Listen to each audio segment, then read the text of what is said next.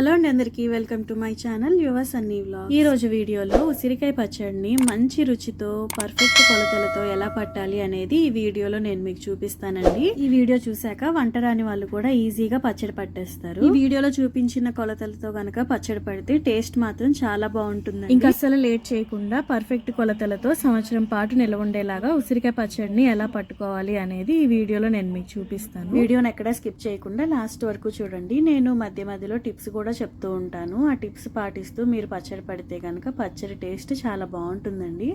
ఒకసారి నేను చెప్పిన విధంగా ట్రై చేసి చూడండి. 100 గ్రాముల చింతపండుని లీటర్ నీళ్లు పోసుకొని చింతపండు పులిహారకి తీసుకున్నట్టుగా గుజ్జు తీసుకోవాలండి. దీనిలో ఉప్పు పసుపు వేసుకొని ఉడకపెట్టుకోవాలి. పసుపు ఉప్పు వేసిన క్లిప్ మిస్ అయిందండి. మీరు కొంచెం ఉప్పు తక్కువగానే వేసుకోండి, కావాలంటే తర్వాత కలుపుకోవచ్చు. నేనైతే ఒక స్పూన్ పసుపు కొంచెం ఉప్పు వేసుకున్నానండి. ఈ చింతపండు గుజ్జు అంతా ఉడికిపోయిన తర్వాత ఈ ఉసిరికాయ పచ్చడిలోకి కావాల్సిన పదార్థాలు చూపిస్తాను. 100 గ్రాముల కల్లుప్పు అండి. మీ దగ్గర కల్లుప్పు లేకపోతే నార్మల్ సాల్ట్ అయినా వాడుకోవచ్చు. 1 కిలో ఉసిరికాయలు అండి. ఇవి రాతి ఉసిరికాయలు. మీ దగ్గర ఒకవేళ ఇవి అవైలబుల్ గా లేకపోతే హైబ్రిడ్ ఉసిరికాయలు అయినా తీసుకోవచ్చు. ఈ ఉసిరికాయలన్నీ శుభ్రంగా కడిగేసుకున్న తర్వాత తడి లేకుండా మొత్తం తుడిచేసుకోవాలండి. అలాగే ఉసిరికాయ పచ్చడిలోకి 1 కిలో శనగ నూనె, 100 గ్రాముల కారం అండి. ఇది పచ్చళ్ళ కారం అండి, కూరల్లో వేసుకునే కారం కాదు ఇది. అలాగే చింతపండు పేస్ట్ అండి. ఉప్పు పసుపు వేసుకొని ఉడకపెట్టుకున్నాం కదా. అలాగే ఉసిరికాయ పచ్చడిలోకి నేను ఒక 2 వెల్లుల్లిపాయల్ని పైన పొట్టు తీయకోకుండా ఇలా ఇక్కడ చూపించిన విధంగా నేను గ్రైండ్ చేసుకున్నానండి. మరీ పేస్ట్ లాగా కాదు, కొంచెం బరకగా గ్రైండ్ చేసుకోవాలి. 50 గ్రాముల ఆవపిండి అండి ఇది.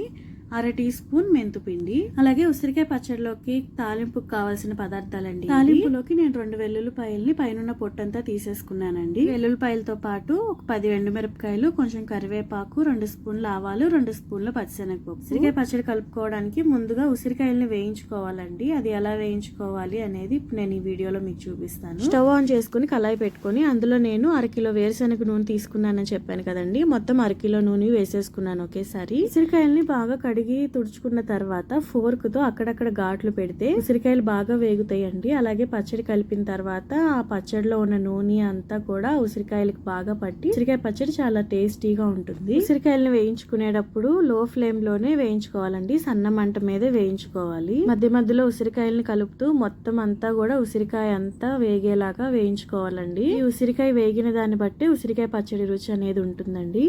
మనం ఎంత చక్కగా కరెక్ట్ గా వేయించుకుంటే పచ్చడి కూడా అంత రుచిగా ఉంటుంది. నేను ఇక్కడ చూపిస్తున్నాను కదా, ఈ కలర్ వచ్చేంత వరకు వేయించుకోండి. ఉసిరికాయలన్నీ వేగిపోయిన తర్వాత ఒక బౌల్లోకి తీసేసుకోండి. మళ్ళీ ఇదే ఆయిల్లో మనం తాలింపు కూడా వేసుకోవాలి. చూసారా ఉసిరికాయలు ఎంత బాగా వేగిపోయాయో.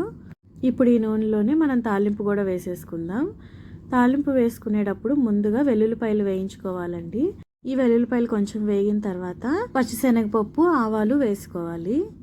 ఇవి కూడా వేగిపోయిన తర్వాత కరివేపాకు, ఎండుమిరపకాయలు కూడా వేసుకొని తాలింపు అంతా చక్కగా వేయించుకోవాలండి.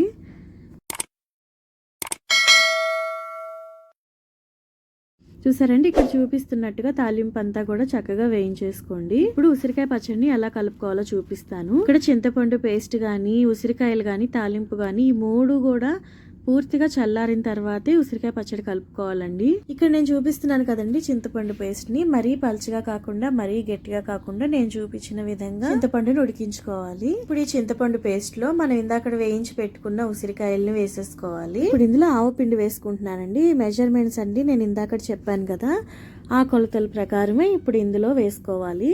అలాగే మెంతిపిండి కూడా వేసుకుంటున్నాను. తర్వాత వెల్లుల్లిపాయల్ని నేను ఇట్లాగా నూరుకున్నానని చెప్పాను కదా, అది కూడా వేసేసుకోవాలి. తర్వాత కారం కూడా వేసుకుంటున్నానండి. ఇందులో నేను ఇంకా ఉప్పు వేయట్లేదండి, ఎందుకంటే చింతపండు పేస్ట్లో ఆల్రెడీ ఉప్పు వేసాను కదా. నేను ఇంక ఇప్పుడు ఇందులో వేయట్లేదు, తర్వాత చూసుకొని కావాలంటే కలుపుకోవచ్చు. మొత్తం అంతా కూడా బాగా కలుపుకోవాలండి, అంతా కలిసేలాగా. ఇందులో ఇప్పుడు ఒకవేళ కారం కానీ ఉప్పు కానీ సరిపోకపోతే యాడ్ చేసుకోవచ్చు. అయితే కొంచెం కారం తగ్గినట్టు అనిపించింది, అందుకే నేను ఇంకొంచెం వేసుకుంటున్నాను. 100 గ్రాముల కారం చెప్పాను కదండి, మొత్తం అంతా ఒకేసారి వేసేయకూడదు, కారం చూసుకుంటూ కలుపుకోవాలి. ఉసిరికాయలంతా బాగా కలిపేసుకున్న తర్వాత తాలింపు వేసుకున్నాం కదండి, ఆ తాలింపు అంతా కూడా పూర్తిగా చల్లారిపోవాలి. అలా చల్లారిపోయిన తర్వాత ఇందాక మనం కలిపి పెట్టుకున్న ఉసిరికాయల్ని ఇందులో కలిపేసుకోవాలి.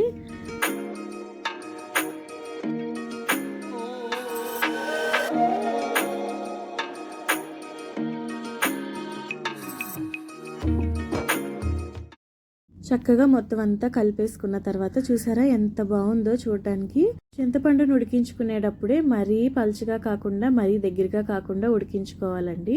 అలా ఉడికించుకుంటేనే పచ్చడి చూడడానికి ఇట్లా కనిపిస్తుంది. చూసారా ఎంత బాగుందో, పచ్చడి అంతా కూడా చక్కగా నూనెలో కలిసిపోయిందండి. చూసారండి ఉసిరికాయ పచ్చడి తయారు చేసుకోవడం ఎంత ఈజీనో.